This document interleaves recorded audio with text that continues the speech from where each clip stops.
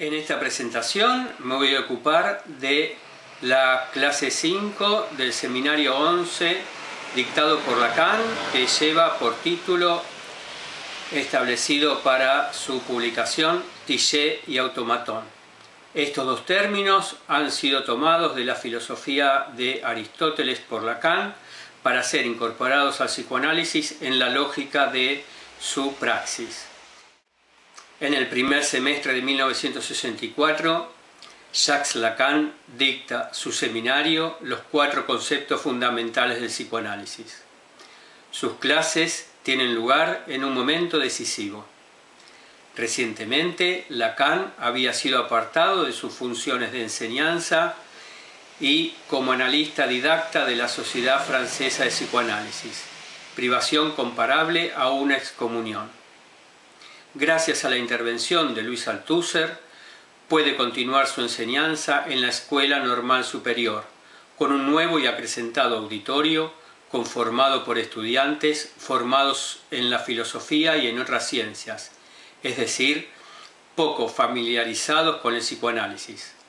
Lacan propone un recorrido acerca de los 4 conceptos fundamentales del psicoanálisis, a saber, el inconsciente, la repetición, la transferencia y la pulsión. En la primera clase del seminario 11, Lacan plantea que su enseñanza está destinada siempre a la misma pregunta: ¿qué es el psicoanálisis? En la clase que nos ocupa, la que lleva el número 5, dictada el 12 de febrero de 1964, Lacan prosigue con el examen de la repetición, ya iniciado en las clases anteriores, formulando que el análisis está orientado en su praxis, en su experiencia, hacia el hueso de lo real. ¿Dónde es posible encontrar este real? Lacan responde que lo real emerge en tanto encuentro fallido, la tillé, que está más allá del automatón, entendido como la insistencia de los significantes sometidos al principio del placer. Por lo tanto, lo real como encuentro malogrado no debe confundirse ni con el retorno de los signos ni con la reproducción de una conducta. En cambio, aquello que se repite, que se produce como al azar, es decir, la tillé. La función de la tillé es entonces un encuentro siempre fallido con lo real y se presentó inicialmente en la historia del psicoanálisis en el trauma. Freud así lo encontró, en lo inasimilable que tiene el trauma. En este sentido, para Freud, las asociaciones de los pacientes en el análisis van a girar en torno del núcleo patógeno. Pero de él, del núcleo patógeno, nada se va a poder decir. Para plantearlo de otra manera, en la cura por la palabra propuesta por el psicoanálisis, en la rememoración a través de la palabra encuentra su límite, fundamentalmente vinculado en los primeros textos de Freud a la resistencia radial, en torno al núcleo de la compulsión inconsciente, del zwang de la pulsión. En este sentido, el proceso primario se rige por rodeos en ese lugar en el que Freud denominó, en honor a Fechner, otro escenario, la otra localidad psíquica entre percepción y conciencia donde se juega el sueño, tal como Fechner había mencionado en su trabajo sobre psicología, que lo único que podía formular acerca del sueño era que el sueño acontece en otra localidad psíquica. Esto es lo que Freud toma de Fechner en su interpretación de los sueños, en su libro. Este lugar, esta otra localidad, es el otro con mayúsculas en los términos de Lacan. En el sueño, precisamente en el sueño del padre desdichado por la muerte de su hijo, Freud confirma su tesis de que el sueño es la realización de un deseo inconsciente, el cumplimiento de un deseo. Sin embargo, se trata de un sueño de despertar, poco adecuado para mostrar la función del sueño que permite seguir durmiendo. Freud justamente había formulado que el sueño es el guardián del dormir. En el sueño, el niño está al lado del padre, al lado de la cama del padre. Lo toma del brazo y le reprocha: «Padre, ¿acaso no ves que ardo?». El padre despierta. Si el padre ha soñado con su hijo vivo junto a él, con lo cual sería patente el cumplimiento de deseo, entonces, ¿qué lo despierta? En esa realidad del sueño, la voz del niño se hizo oír. «Padre, ¿acaso no ves que ardo?». Había estado enfermo, con mucha fiebre, y el padre lo había tenido que cuidar en el lecho de muerte. Esa frase es la voz que despierta al padre, porque la misma frase quema, arde, alcanza lo real.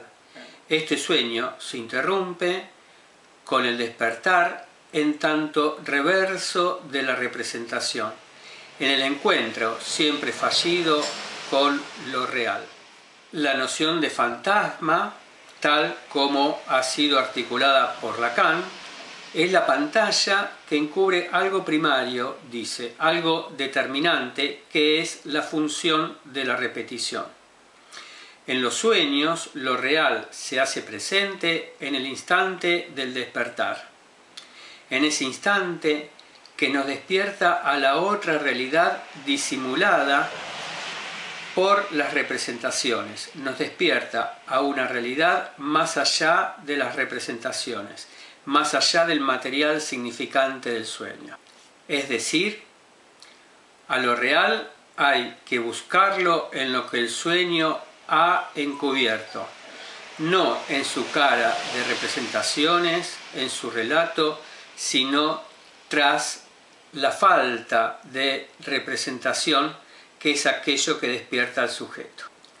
A continuación, Lacan se refiere al texto de Kierkegaard, que lleva por título La repetición, para formular que tanto este autor y filósofo danés como para Freud, la repetición exige la novedad.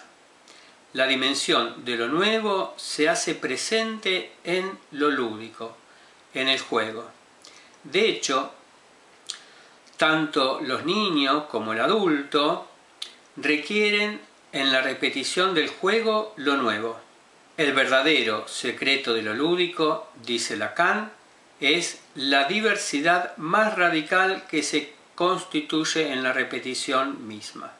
Por ejemplo, cuando un niño pide que le cuenten un cuento y que ese cuento sea siempre el mismo relato, demuestra que la reiteración textual de los significantes memorizados nunca podrá ser exacta. En esas variaciones mínimas, el relato se transforma en juego, que se manifiesta en la risa placentera del niño, es decir, ahora bajo el imperio del placer. Justamente, Freud capta la repetición en el juego del Forda, de su nieto de 1 año y medio. Que este niño logre tapar la ausencia de la madre apoderándose de su partida, haciendo activo lo vivido pasivamente, es para Lacan un fenómeno secundario. El psicólogo francés Henri Vallon ha señalado que ante la partida de la madre, un niño no se dirige a la puerta por donde ésta ha salido, sino que se dirige al lugar donde estuvo con ella por última vez. Es decir, al lugar donde se hace patente la ausencia, donde se hace presente la ausencia. Se busca la presencia en la ausencia. hay que aclarar que para Lacan el carretel no es la madre. Es un trocito del sujeto que se desprende, pero sin soltarlo, tal como juega con el carretel. De esta manera, en el juego se expresa una automutilación, a partir de la cual se asienta el ordenamiento de los significantes en opuestos, es decir, ausencia-presencia. Ford da.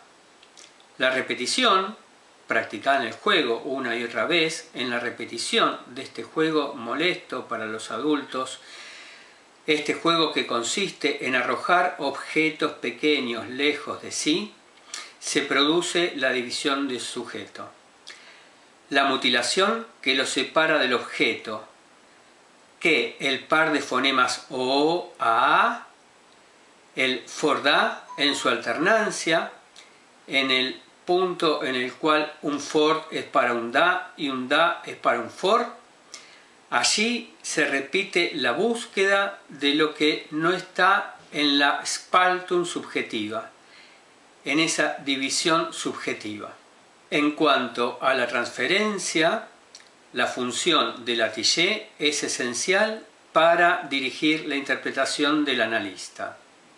Por último, Lacan se refiere a las fases libidinales que se ha pretendido transformar en estadios. Las fases libidinales se organizan en torno a la castración, tal como Freud lo ha formulado en La organización genital infantil, el texto de 1923. Allí, Freud se refiere a la pérdida del pechos y las heces que son resignificadas en un tiempo retroactivo, es decir, a partir de la castración, por lo cual el intento de volver a encontrarlos, a estos objetos, es siempre fallido, es un encuentro malogrado. Justamente ante una pregunta de François Dolto, Lacan concluye que el encuentro fallido es a nivel de lo sexual. Recapitulemos. En esta clase, Lacan ha homologado el automatón a la insistencia y reproducción de los significantes, y Latillé se refiere al encuentro fallido con lo real de la sexualidad, en esa repetición de lo que vuelve al mismo lugar, procurando lo nuevo. En este sentido, la insistencia de los significantes, el automatón en la cadena asociativa, apareja tras ella el encuentro siempre malogrado con lo real, Latillé. Lacan ilustra ambos conceptos a partir del proceso primario del trauma, del sueño del padre desdichado y su despertar, en el juego del Fordá y la repetición del objeto en falta en las fases libidinales, sin olvidar hacer por lo menos una mención sobre la transferencia.